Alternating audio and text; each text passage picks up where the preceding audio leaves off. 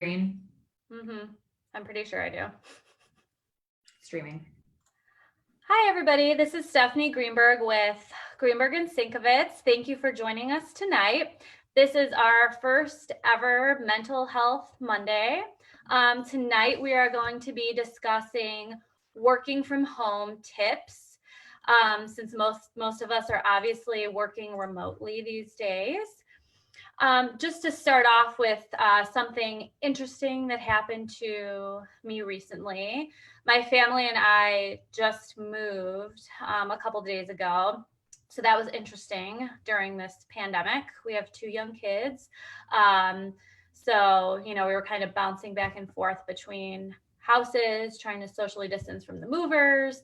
But now we're getting all settled in and we're excited to start life at our new place. I'm going to pass it now to Michelle to introduce herself as well. Hi, I'm Michelle Sinkovitz Ferguson from Greenberg and Sinkovitz. We're excited to have our first Mental Health Monday for you guys. Normally we do it a wine and divorce theme, but we all decided to skip the wine. But if you need the wine for your mental health, just go right ahead. As I said, we're really excited to talk to you about some of the things that we're doing in this work from home era. And I'll turn it over. Oh, something interesting. I got a vacuum, a new vacuum, so that's very exciting.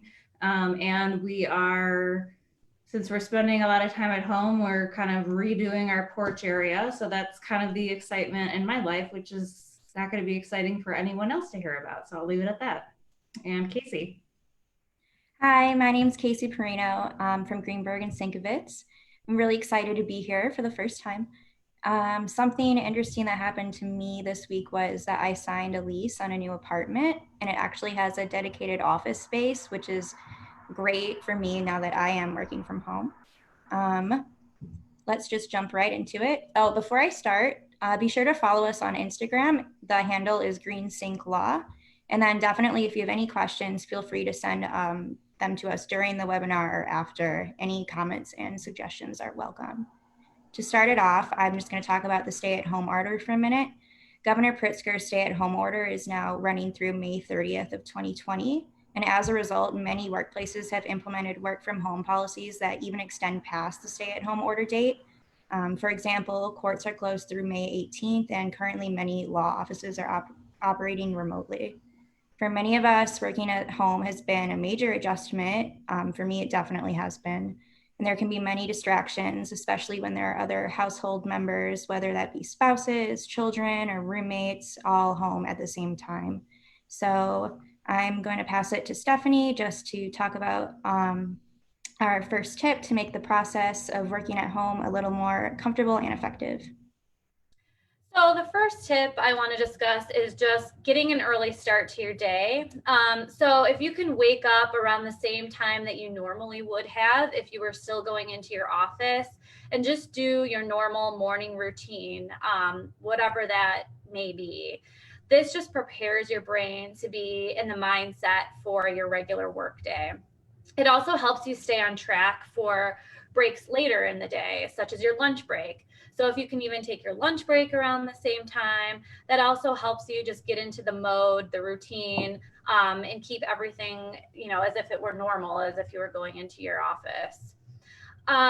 Another tip would be to designate a work area within your home. So it doesn't even necessarily need to be an entire room. It could be a portion of a room.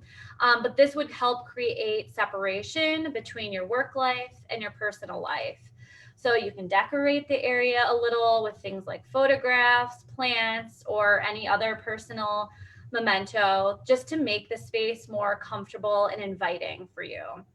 Productivity is much higher when working in a designated space rather than from the couch. So try to avoid working from the couch or your bed if possible. Your brain is programmed to recognize your bed as a place for sleep. So your body will begin to get tired if you work from your bed or your bedroom. And then take advantage of outdoor space. So if you have a patio or a backyard, just be sure to step outside and get some air every once in a while. Even if you don't have a designated space, going for a walk can be really helpful. It's beneficial to your mind and your body just to take a complete break from being inside of your house and from working. And then when you come back inside, you'll be refreshed and ready to get back to work. Some other things you can do is make sure you're taking small breaks. Don't skip your lunch. I'm getting into the bad habit of I don't necessarily skip it, but I'm just taking it really late. I'm working from home with my husband, who's also working from home with a 6-month-old or almost 6-month-old. So it's really important for me to get like chunks of time in there. So it makes it easier to kind of skip over that lunchtime and then realize you're starving. Your brain and your body need to function, need food to function at its best. This break also gives you time to reset and relax. So take some time to get up, stretch, and refresh. Being glued to your computer at all times can be mentally exhausting, both in and out of an actual office. And this probably means don't, become unglued from your computer just to lay on the couch staring at your cell phone. Probably to just take a device break in general. Another good thing you can do is host happy hours. I'm sure many of you are already doing that. Zoom, Skype, FaceTime, they're great ways to socialize while still practicing social distancing. There's also many online group games out there, such as Chips and Guac, or Cards Against Humanity. They can be played on your smartphone or your computer. Seeing friends and having some fun will do great things for your mental health. Lastly, on my end at least, manage your relationships. Respect your spouse's working hours and communicate if you're having issues. Open communication reduces stress and is far more effective than bottling up issues. Studies have shown that divorce rates have gone up since the quarantine orders have been lifted. So it's important to be mindful of your partners during this time, while also exercising open and honest communication. During this time, Greenberg and Sienkiewicz is also offering Skype and Zoom mediation sessions. So make sure to take advantage of that if you're having, it doesn't even necessarily need to be that you're looking to get a divorce, but if you're just looking to manage some of those day-to-day issues of caring for your children, that's something we can help out with. So specifically, I'm going to go into what I've seen in terms of working from home with my husband and a baby, and some tips. I'm hearing from a lot of friends and clients and other people that mom has a full-time job, dad has a full-time job, but dad locks himself into an office and mom has to do her full-time job, which often includes calls and Zoom and lots of dedicated work, while also solely taking care of the kids. So husbands and partners, if you don't want your wife or your spouse or your partner to be calling us in a few months, please help with the children. That will do immense things for your relationship, and it will just help tremendously for everyone who is working. My other tip that I've been trying to focus on is making sure I get out and exercise. So whether it's a walk or, all these different gyms, and there's different things on YouTube to do workouts from home, that just helps me a ton. I'm also working around my baby schedule. So that often means, getting up earlier to work on stuff, working during his nap time, getting in those chunks of time where I can do that, coordinating with my husband when our meetings and our calls are, so that I know when my dedicated time can be. That often means that I'm working at night or on the weekends, but I'm just trying to get in the time where I can. So those are my 3 tips. So I'll share a few tips from my end. I am working from home with my husband and two children. My husband has always worked remotely, so he's always had a dedicated office space in our house. But now I have created one for myself as well. And what's worked well for us is making sure that it is actually 2 separate spaces. So we're not in the same room, we're in 2 separate rooms. We both take a lot of phone calls and do a lot of, video conferencing. So we don't want to be speaking over each other or able to hear each other's conversations. So we really have completely separated ourselves. And then another thing is that we coordinate with each other on a weekly basis, times that we can each watch the kids. So we each pull out our calendar and say, okay, on this day, I'm free from 2 to 4. Let me give you that time. And then the other person can give their available times. And we kind of trade off in that way. So somebody is always watching the kids and somebody else always has the opportunity to work.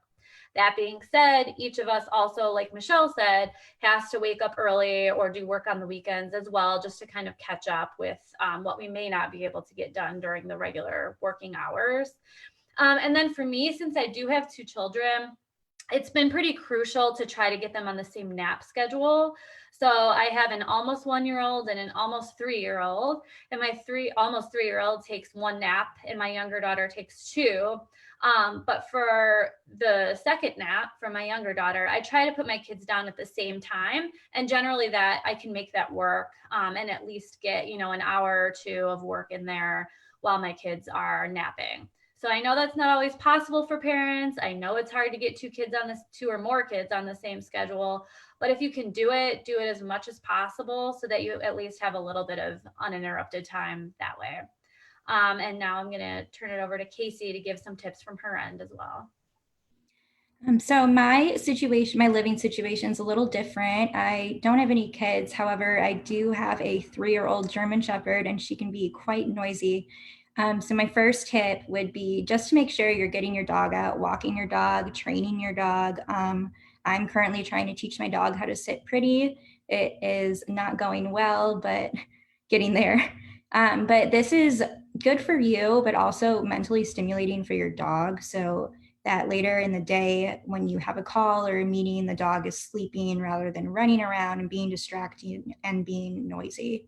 And then I also have a roommate. So my second tip is to coordinate calendars with the people in your home that are working.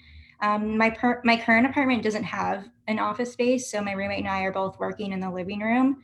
So we really try hard to schedule our calls around each other and to be considerate of each other, so we're not talking over each other or in meetings at the same time. And then just to wrap this all up, we want you guys to remember that we're all in this together. Please don't hesitate to contact Greenberg and Sinkovitz if you have any questions regarding your case or for a consultation during this time. We are super flexible in offering both phone and video consultations during this time. And also just a reminder that we'll be streaming live here on Facebook again this Thursday at 7:30, and we're going to discuss issues that may arise from which you can get relief from the court during this time. Thank you, and we look forward to seeing you then.